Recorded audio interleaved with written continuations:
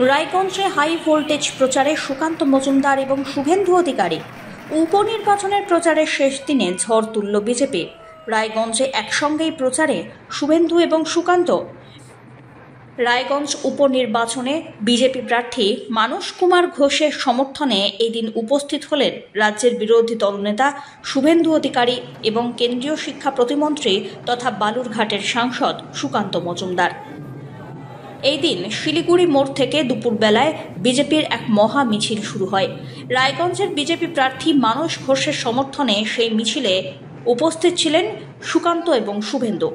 আগামী 10 তারিখ রয়েছে উপনির্বাচন, আর তার আগে উত্তর দিনাজপুরের রায়গঞ্জে শেষ দিনের প্রচারে যান রাজ্যের বিরোধী দলনেতা এবং রাজ্য বিজেপি সভাপতি দুজনেই।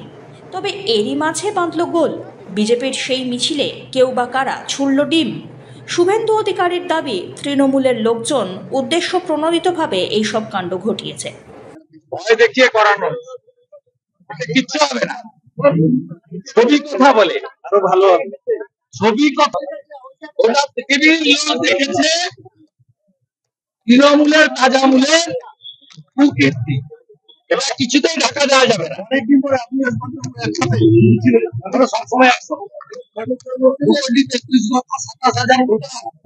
উপরে নরেন্দ্র মোদী, নিচে আমাদের দুজনকে দেখে আমরা চিরদিনই একসঙ্গে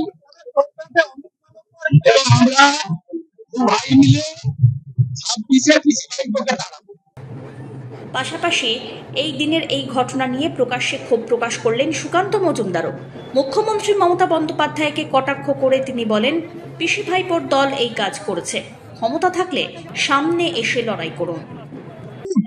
দেখা গেল হামলার অভিযোগ তুলবে, এই ধরনের কাজ ভাইপো বাহিনীর কাজ, পিসির লোকেদের কাজ,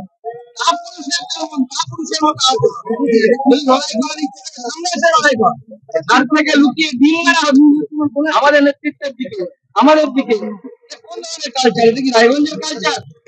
রায়গঞ্জের কালচার তো আমি এরকম কোনো দেখিনি। আমি তো ছোট থেকে এখানে বড় হয়েছি। এই জেলা একসময় পশ্চিম দিনাজপুর জেলা ছিল, সেদিক থেকে একই জেলার মানুষ। আমি তো ছোটবেলা থেকে এখান থেকে যাতায়াত করে আমার গ্রামের বাড়ি গেছে, কিন্তু কোনো এই কালচার আমি দেখিনি। এই জঘন্য নোংরা কালচার ভাইপোর লোকেরা আমদানি করেছে। এটা বাংলার কালচার নয়, রায়গঞ্জের তো একদমই নয়। রায়গঞ্জ, বালুরঘাট এগুলো সংস্কৃতির জায়গা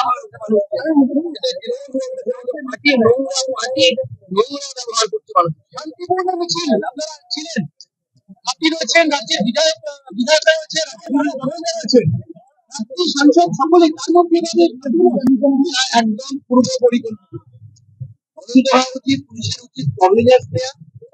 শুভেন্দু বাবু উনি যে ক্লাস ক্যাটাগরির প্রোটেক্টর, আমি যে ক্যাটাগরির প্রোটেক্টর, আরো অনেক ওয়াই ক্যাটাগরির ছিল, তাদের যে কারো আঘাত হতে পারে।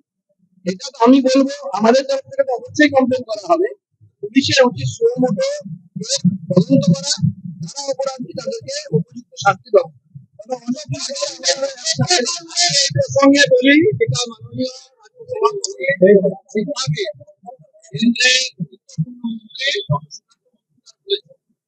আমি একটা লাইন যোগ করবো, পশ্চিমের সংস্কৃতির স্থান, শিক্ষার জায়গা, কৃষ্টির জায়গা।